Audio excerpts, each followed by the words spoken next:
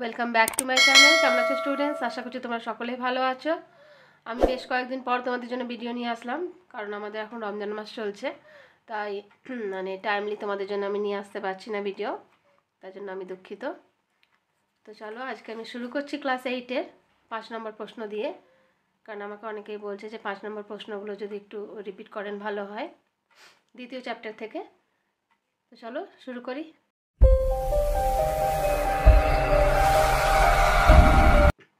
প্রথম প্রশ্ন দেখো, মুঘল সাম্রাজ্যের অবনতি কিভাবে হয়েছিল, অথবা মুঘল সাম্রাজ্যের অবনতির কারণ কী ছিল? কী হচ্ছে, বাবর 1526 খ্রিস্টাব্দে মুঘল সাম্রাজ্যের যে ভিত্তি প্রতিষ্ঠা করেছিলেন 1707 খ্রিস্টাব্দে ঔরঙ্গজেবের মৃত্যুর পর থেকে সেই মুঘল সাম্রাজ্য দ্রুত অবনতির দিকে এগিয়ে যায় এবং পরবর্তী 50 বছরের মধ্যে মুঘল সম্রাটগণ নামমাত্র শাসকে পরিণত হন। অবনতির কারণগুলি কী কী ছিল? এক হচ্ছে ঔরঙ্গজেবের পরবর্তী সম্রাটদের অযোগ্যতা, তারপরে জাগিরদারি ও মনসবদারি সংকট, তারপরে আঞ্চলিক বিদ্রোহ, তারপরটা হচ্ছে শিবাজি ও মারাঠাদের আক্রমণ, এবং শেষ হচ্ছে নাদির শাহ ও আহমদ শাহ আবদালির আক্রমণ। ঠিক আছে, এগুলো এরকম করে লিখে তারপরে এগুলো বাড়াবে পয়েন্ট আউট করে।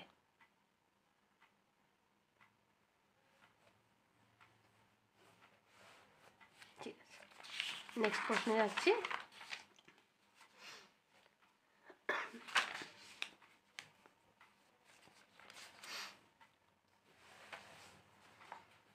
এটা দেখো, এটা তোমরা ওইদিকেও টেক্সটও এর আগেও করেছো। ফারুক শাহের ফরমান কি? ফারুক শাহের ফরমান ইংরেজরা কী কী সুবিধা লাভ করেছিল?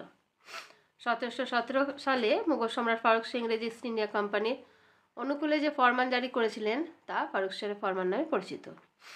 সুরম্যানের নেতৃত্বে গঠিত ইংরেজ দল সম্রাট ফারুক শাহের কাছ থেকে এই ফরমান লাভ করেছিলেন। সুবিধা কী কী ছিল তাদের? এক হচ্ছে মুঘল কোষাগারে বছরে 3000 টাকা শুল্ক হিসাবে প্রদানের বিনিময়ে বাংলায় বিনা শুল্কে বাণিজ্য করার অধিকার দেওয়া হয়। কলকাতার আশেপাশে অনেকগুলি গ্রাম কিনে কোম্পানি জমিদারির অধীনে আনার অনুমতি দেওয়া হয়। মুর্শিদাবাদে সম্রাটের টাকশালা হিসাবে হিসেব মতো রূপো জমা দেওয়ার বিনিময়ে কোম্পানিকে কোম্পানির মুদ্রা ছাপিয়ে নেওয়ার অধিকার দেওয়া হয়। তারপরে বাংলায় কোম্পানির বাণিজ্য ও মাল চলাচলে বাধা সৃষ্টি এবং অতিরিক্ত কর বা শুল্ক ধার্য না করার জন্য বাংলার নবাবকে নির্দেশ দেওয়া হয়। তারপরে বাংলার বাইরে অন্যান্য বাণিজ্য কেন্দ্রে যথা হায়দ্রাবাদ, মাদ্রাজ প্রভৃতি স্থানে কোম্পানি যে হারে শুল্ক প্রদান করে আসছে তাই বহাল রাখা হয়। তারপরে কোম্পানিকে সুরাট বন্দরেও বিনা শুল্কে বাণিজ্যের অনুমতি দেওয়া হয়, বিনিময়ে কোম্পানি বাদশাহকে বছরে 10,000 টাকা দিতে অঙ্গীকার করে। তারপরে বোম্বাইয়ের টাকশালে ছাপানো কোম্পানি মুদ্রা মুঘল সাম্রাজ্যের সর্বোচ্চ বৈধ মুদ্রা বলে স্বীকৃত হয়। আচ্ছা, উপসংহারে বলতে পারি আমরা ফারুক শাহের ফরমান প্রদান ছিল বাংলাদেশের ইতিহাসে এক গুরুত্বপূর্ণ ঘটনা। সিআর উইলসন বলেছেন ফারুক শাহের ফরমান ইংরেজদের কূটনৈতিক জয়ের প্রতীক ছিল। ওরম বলেছেন ফারুক শাহের ফরমানকে ব্রিটিশ বাণিজ্যের ম্যাগনা কার্টা বা মহাসনদ বলেও অভিহিত করা হয়েছে। ঠিক আছে,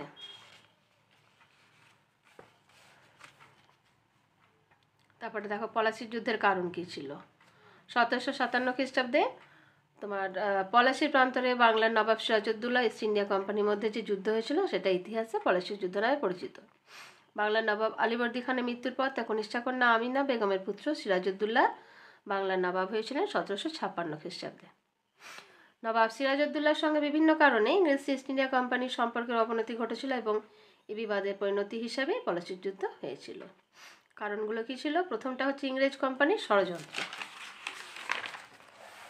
তারপরটা দেখো, দুর্গ নির্মাণ সংক্রান্ত বিরোধ, তারপরে কৃষ্ণদাস প্রত্যর্পণ সংক্রান্ত বিরোধ, নবাবের দূতকে অপমান, দস্তকের অপব্যবহার এবং সর্বশেষ উপসংহার।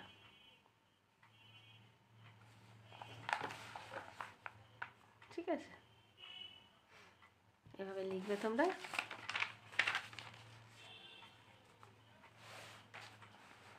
এটাও দেখো, বাংলা দ্বৈত শাসন ব্যবস্থা সম্পর্কে আলোচনা করো, এটা প্রায় আছে।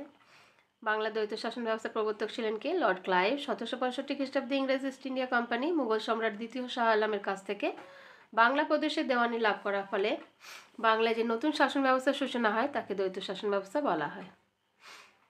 এক হচ্ছে দ্বৈত বা দ্বিকেন্দ্রিক শাসন, দ্বিতীয়টা প্রবর্তনের কারণ, তারপর সমালোচনা, শেষে ফলাফল।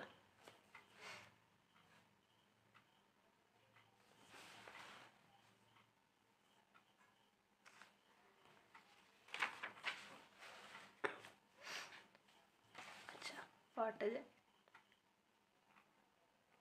লর্ড ওয়েলেসলির অধীনতামূলক মিত্রতা নীতির শর্ত কী ছিল?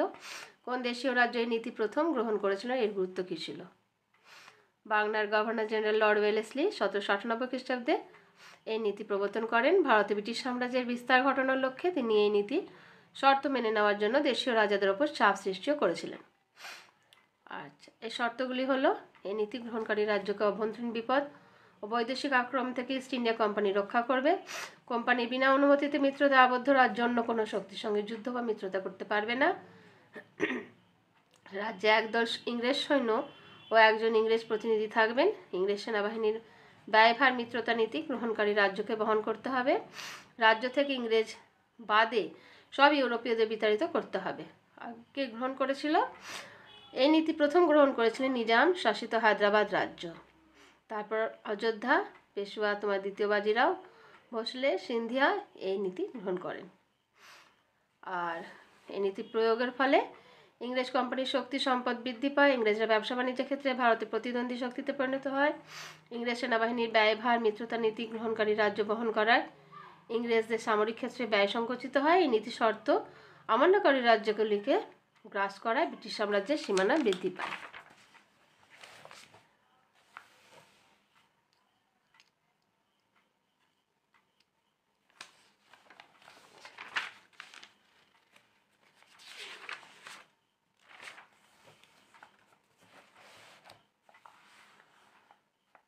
এটাও তোমরা করতে পারো। হায়দার আলীর নেতৃত্বে কীভাবে মহীশূর রাজ্যে উত্থান হয়েছিল? হায়দার আলীর সময় মহীশূর সম্পর্ক কীরকম ছিল? মহীশূর সাম্রাজ্যে হায়দার আলী ও টিপু সুলতানের উত্থান ভারতের ইতিহাসে এক উল্লেখযোগ্য ঘটনা। 1761 খ্রিস্টাব্দে হায়দার আলী একজন সাধারণ সৈনিক থেকে মহীশূরের সর্বসেবা হন। এই সময় ইংরেজরা দক্ষিণ ভারতের সাম্রাজ্য বিস্তারে সচেষ্ট হলে তাদের সঙ্গে হায়দার আলী ও তার পুত্র টিপু সুলতানের সংঘর্ষ বাধে। হায়দার আলীর নেতৃত্বে মহীশূরের উত্থান: এক হচ্ছে পূর্বজীবন, 1 নম্বরে।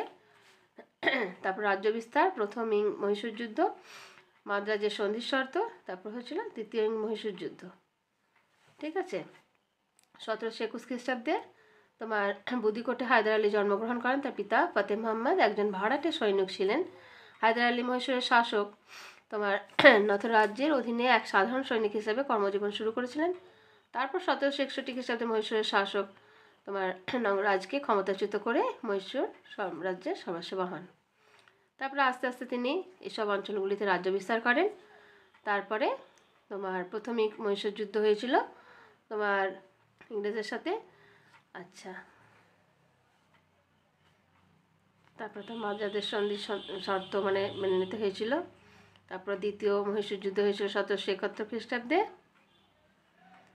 এভাবে ইংরেজরা মহীশূরের বিনা অনুমতিতে মহীশূরের অন্তর্গত ফরাসি উপনিবেশে মাহে আক্রমণ করে। ফলে হায়দার আলী ক্ষুব্ধ হন এবং হায়দার আলী ইংরেজ আশ্রিত কর্ণাটক আক্রমণ করলে দ্বিতীয় মহীশূর যুদ্ধের সূচনা হয়। কিন্তু এরই মধ্যে 1782 খ্রিস্টাব্দে তার ক্যান্সার রোগে আক্রান্ত হয়ে তার মৃত্যু হয়। ঠিক আছে, তোমরা এই কটাই করো, আশা করি তোমাদের উপকার হবে। আবার তোমাদের জন্য আমি অন্য প্রশ্ন নিয়ে আসবো। ভালো থেকো তোমরা।